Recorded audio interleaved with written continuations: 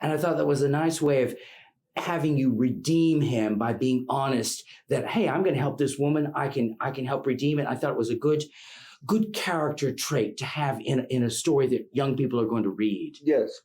And this is what a lot of this book about, what this book is about character traits, doing the right thing when nobody's looking.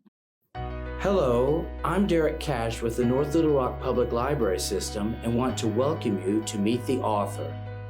Have you ever wondered what it would feel like to have the keen eyesight, speed, and agility of a jaguar? Joining us today is Patrick C. Moore with his debut novel, The Epic Tale of Jag-man, Inquisitor of the Night. Thank you for joining us today.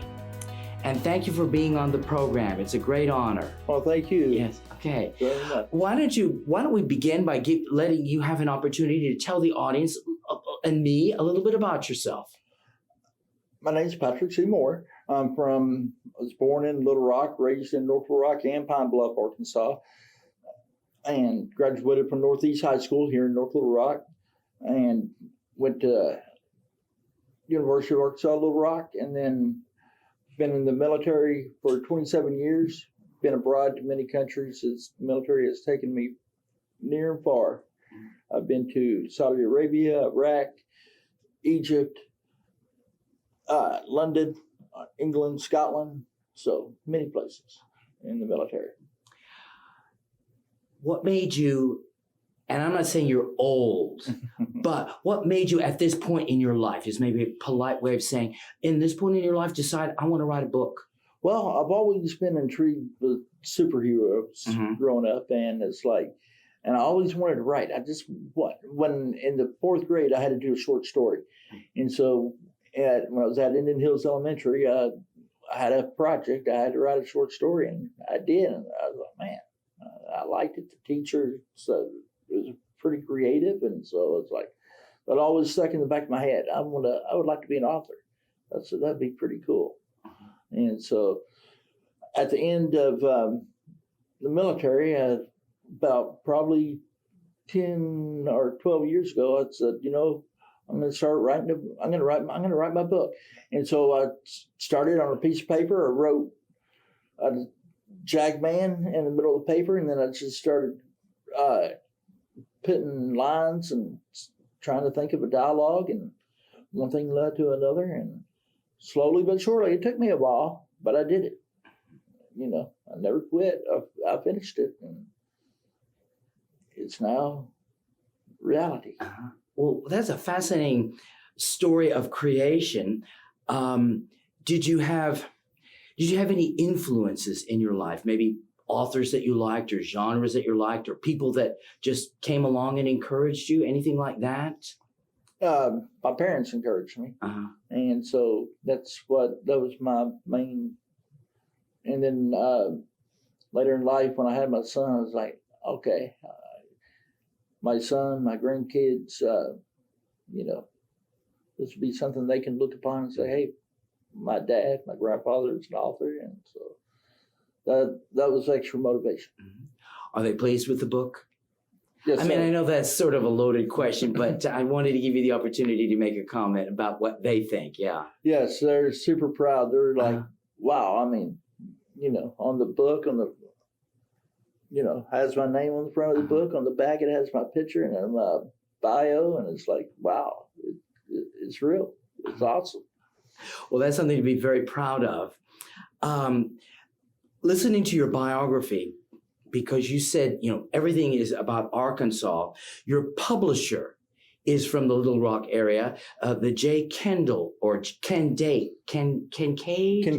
Yes, Kincaid Publishing. How did you find them, or what made you choose them? Well, I had opportunities. I could have went out of state, Nashville, Atlanta, Dallas, Oklahoma City, but I was thinking, I'm from Arkansas. I'm from promoting Arkansas. Give a company here a chance, and that's what I did. So I was just going through and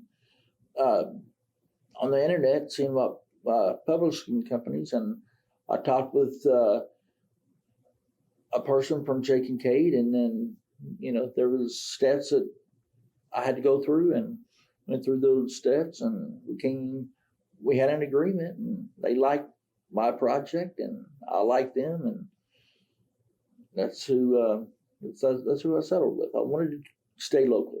I think that's important.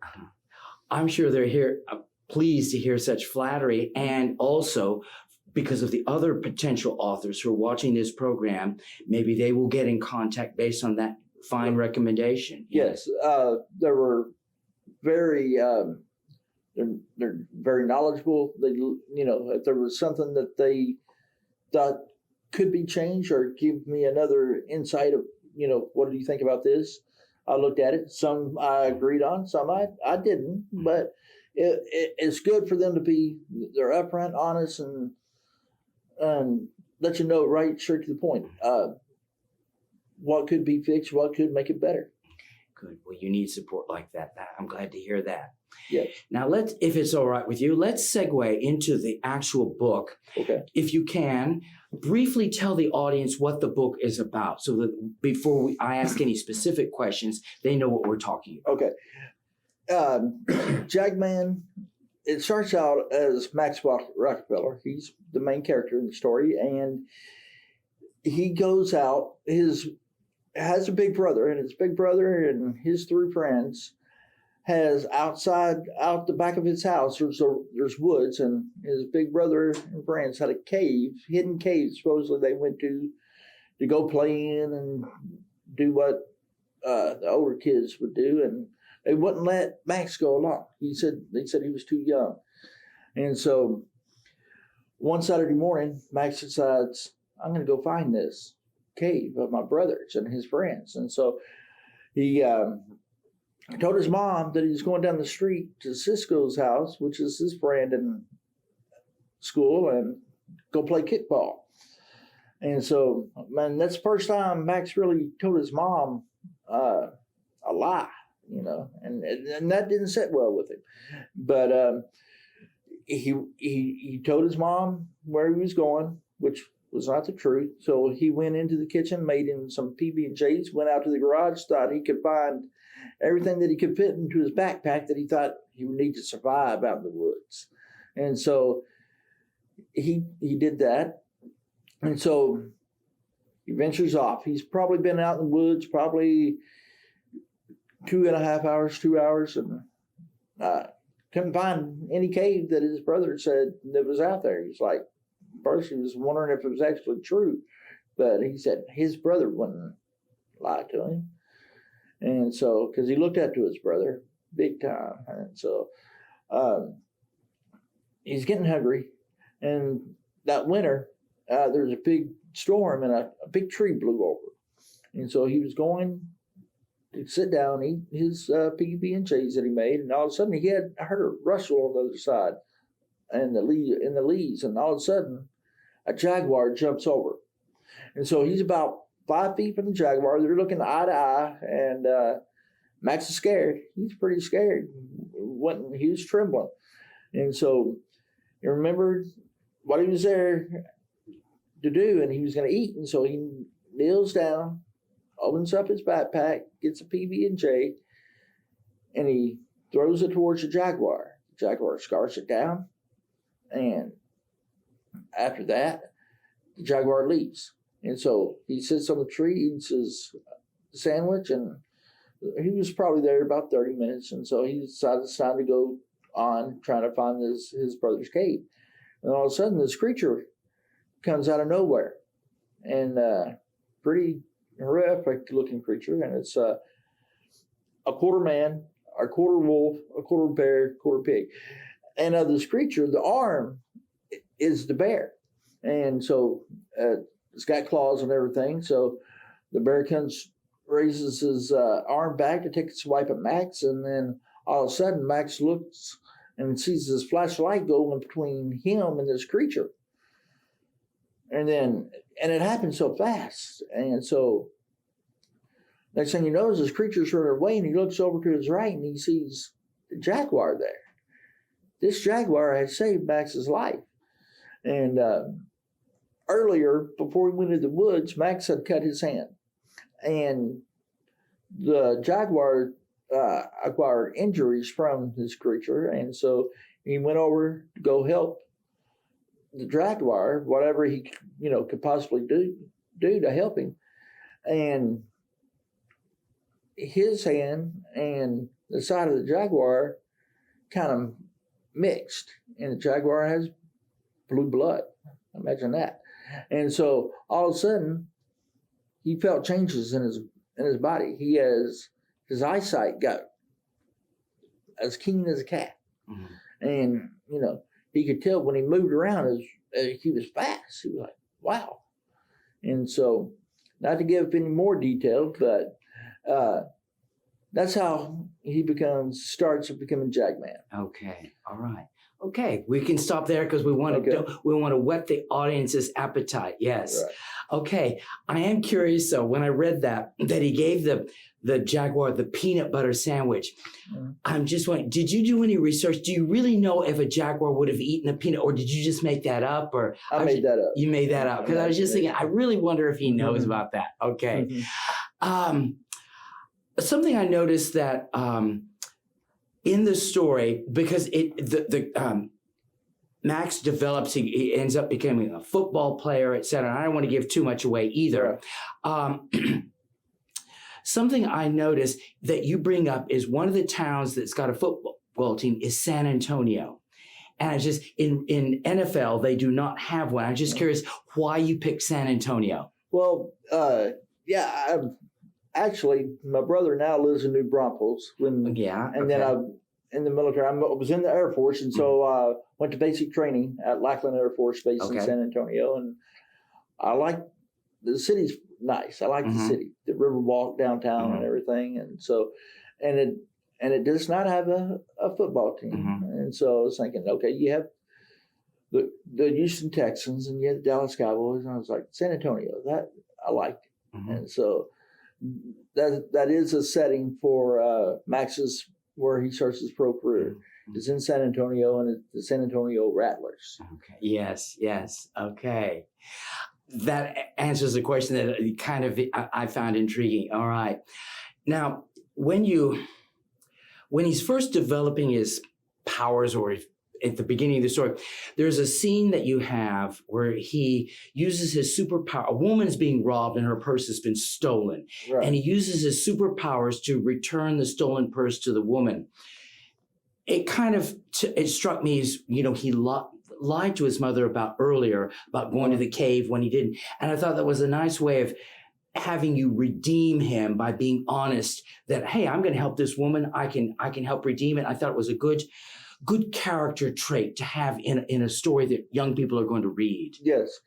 And this is what a lot of this book about, what this book is about character traits, doing the right thing when nobody's looking. And so he's at that point in the story, he's in a mall, and he sees this woman get her purse taken away, and it's like, and she couldn't help herself and needed some help, and so Max decided, I'm going to get this purse back for this woman. And there's things that he had to do. He's running and through people and things like that, and then end up outside, and eventually he gets the purse back. Okay, yeah. Another one of those value questions that you bring up. When Cisco's parents, there was the child that was endangered, and they were considering calling the police about the child endangerment. Do you know what I'm referring to? Yeah. Okay. And to me, it's just struck me as so typical of people who'll say, well, we'll think about it. And I just thought, in a way, even though I know you're not necessarily in your book trying to make everything black and white, it is, to me, typical of so many people. Well, we'll just think about it. Instead of doing maybe the right thing, they'll think about it. And so was it just something that, as I bring it up, did you deliberately write it that way, or? Yes, that was deliberate. How okay, yeah, right, because especially since these days, some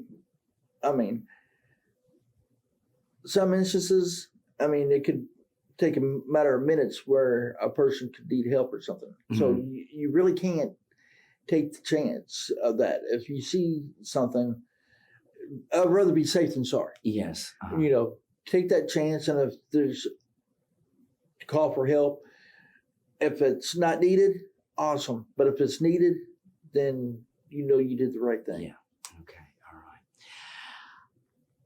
All right. I like the detail. The audience might think I'm an odd person, but I liked the detail that you brought up about the torture devices that Lex had. And you're laughing because I can't be sure if you're laughing because you find it funny or if you're laughing at me. But I just thought it went to show a lot of detail. And even though this is maybe a book for teenagers, there's nothing bad. I would, as a parent, I would have no problem. But I just thought it was, you did a lot of research to come up with the detail to keep it entertaining, but not make it morbid or gross. And so I was pleased to read that. Yeah, so I did do a lot of research and on different, going back in history, because I won't give all details, but it goes back a while. And so, I wanted to catch their imagination of my readers to say, wow, that's interesting. And, maybe they would have never thought that would happen. So, well, I found it very interesting. It was like I could trust that you were accurate, and almost to the point like maybe I, would like to do a little bit more research and find out all these different instruments that were used that mankind has used over the years for torture. So, so thank you for providing a little bit more detail about that.